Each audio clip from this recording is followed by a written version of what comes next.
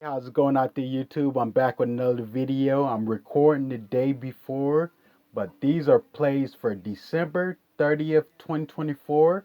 And today I'll be going on my best six pick flex play. But I have two um, two college football players. I have two NBA players.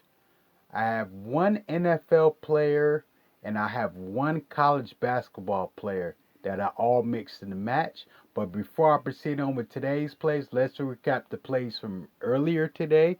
Earlier today, I needed Tyler Conklin playing for the New York Jets to get over 24.5 receiving yards going against the Buffalo Bills, and he got well over 57 receiving yards. Um, he started off pretty good. He had like his first 15 yards in the first quarter, and then in the second and all of the second and like half of the third is where he was just completely quiet, and then he's a little bit slowly started throwing them like 5 yard passes in the end of the third, and then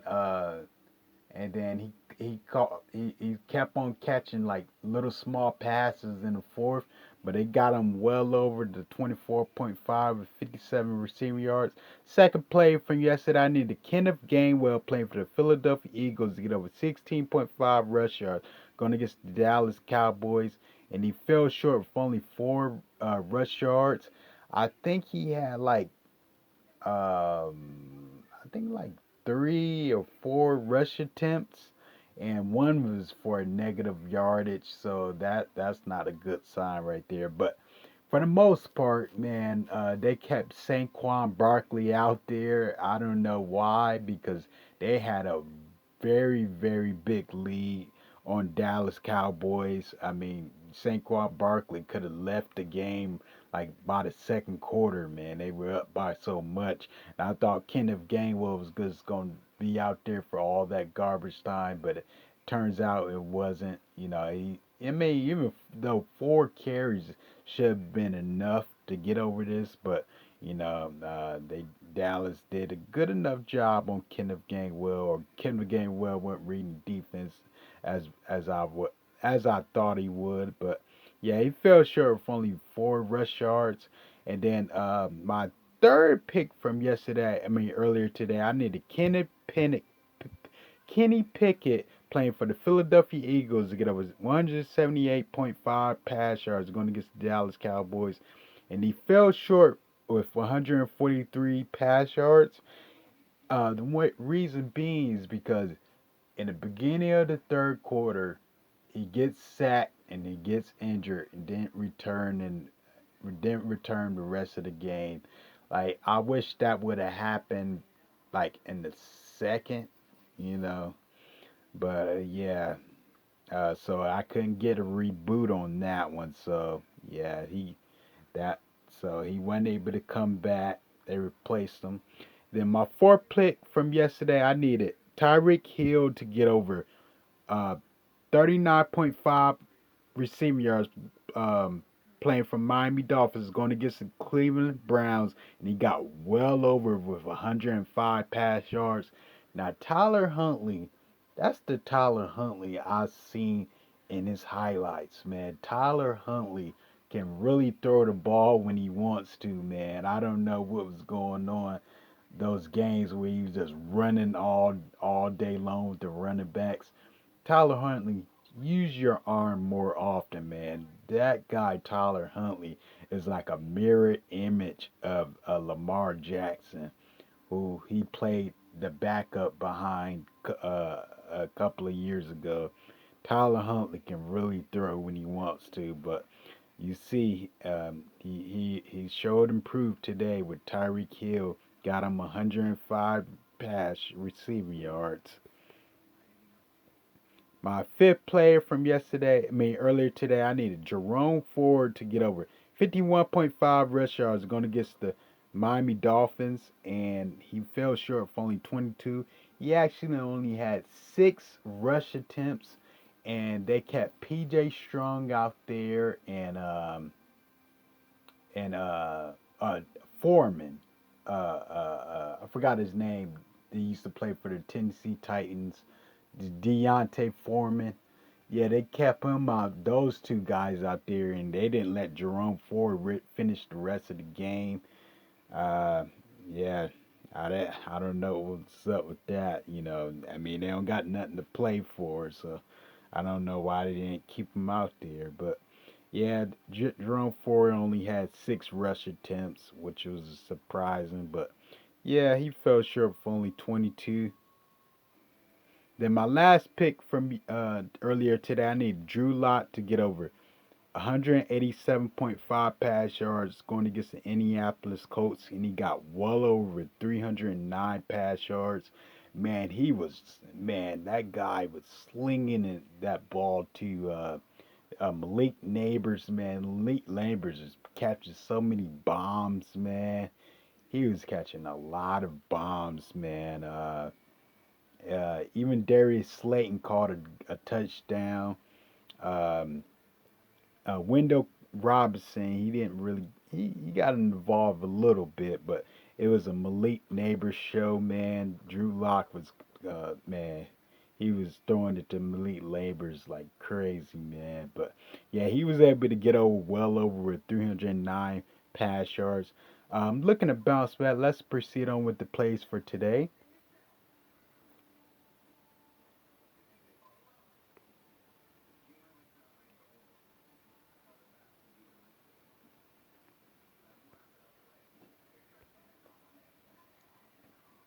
Okay, my first pick of the day, I'm going with Brandon Sullivan playing for Iowa Hawkeyes going against the Missouri.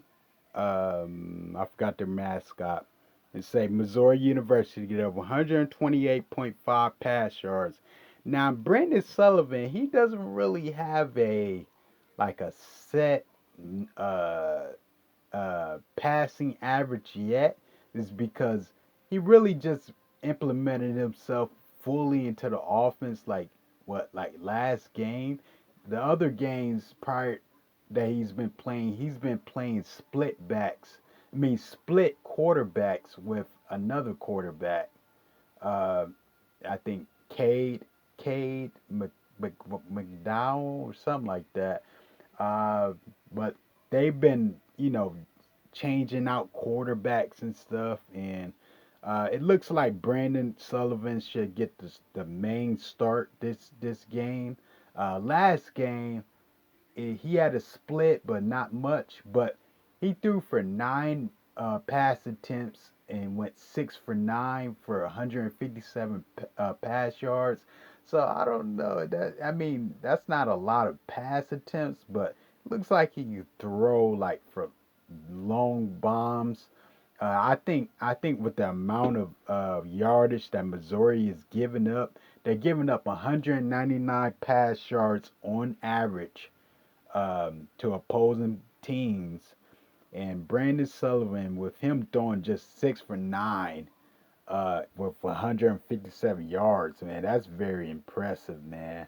I think he's gonna be doing more throwing this game. I've seen his highlights. He loves to stay in the shotgun formation.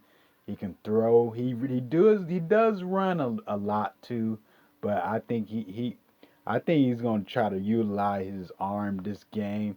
So I'm back on Brandon Sullivan to get over 128.5 pass yards. Going to get some Missouri University. Second pick of the day, I'm going with Brady Cook to get over 179.5 pass yards. Going against Iowa Hawkeyes.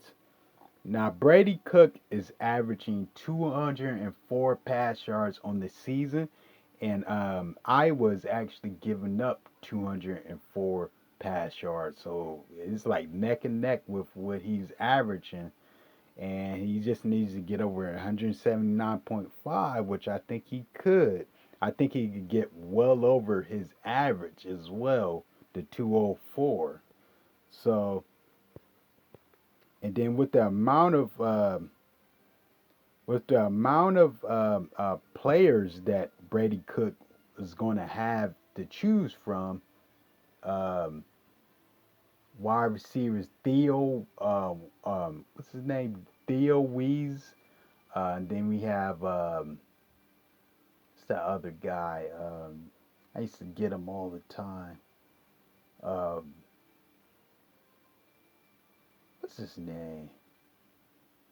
Hey, it'll come back to me, man. But he has so many weapons to choose out there. Even the running backs, man, are great wide receivers at times. So I'm gonna bank on Brady Cook to get over 179.5 pass yards going against the Iowa Hawkeyes.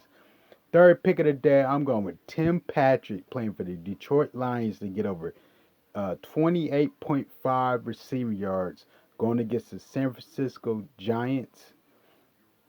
San Francisco Giants? 49ers. 49ers.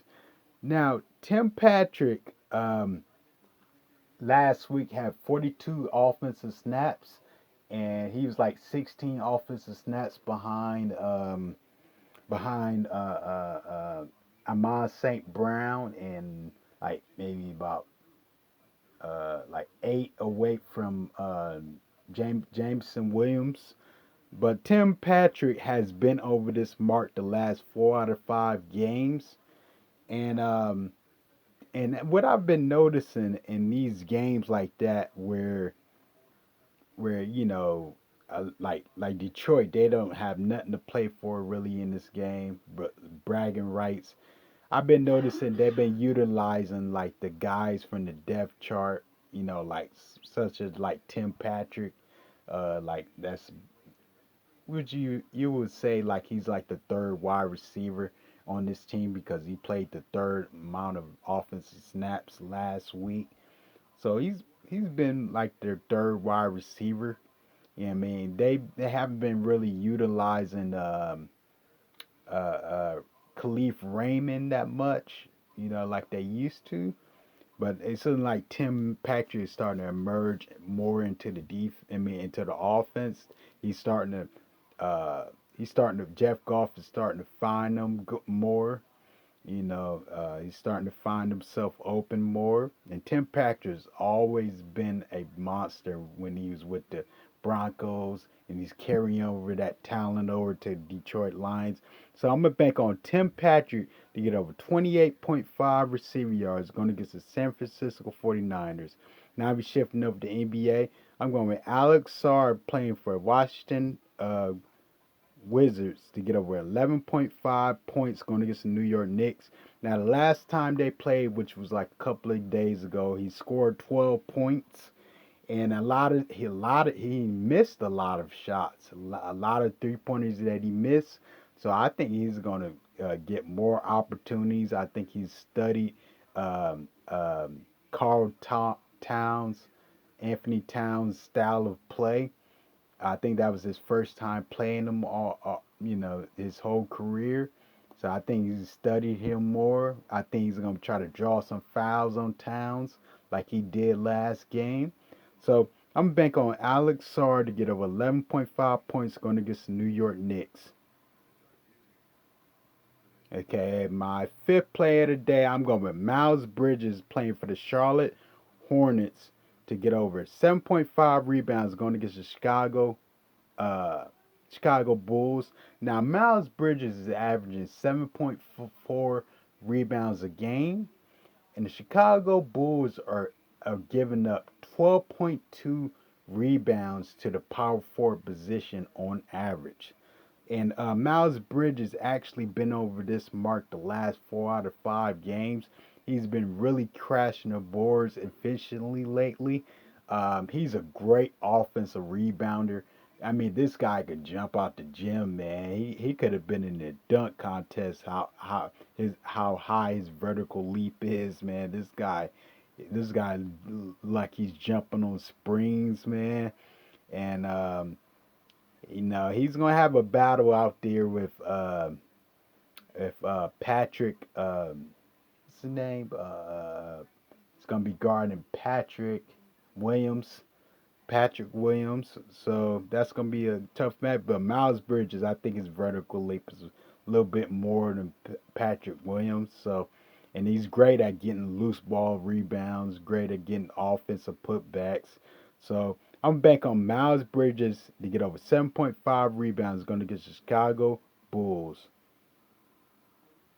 Last pick of the day, we shifting over to college basketball. I'm going with DeMarco Minor playing for Oregon State to get over 12.5 points going against Portland. Um, I'm just say Portland University. Now, DeMarco Minor, he's only averaging 10.4 points on the season, but this guy is the monster, man. Now, his efficiency rate, his shooting rate hasn't been where it's supposed to been, but the shooting volume that he has, he at least attempts 11 or more shots a game, even though he doesn't make them all the time. This guy is great at drawing fouls, great three-point shooter, great offensive rebounder where he can get some lot of putbacks. Uh, Man, this guy's just fast, man. I don't think the Portland guards are going to be able to keep up with him without fouling. They're going to have to foul if he's going to be driving to the hole. Man, this guy can shoot three pointers when he catches on fire. I mean, he had few games where he scored well over 20 points this season, and the games that he fell under is just because he just wasn't making the shots, but the shot volume is there, man. So I'm back on DeMarco Minor in the minutes as well. So I'm back on DeMarco Minor to get over 12.5 points going against Portland University. Thank you guys. I want you guys to like, comment, and subscribe. Then tell me some of the plays that you guys have below down in the comments. Thank you.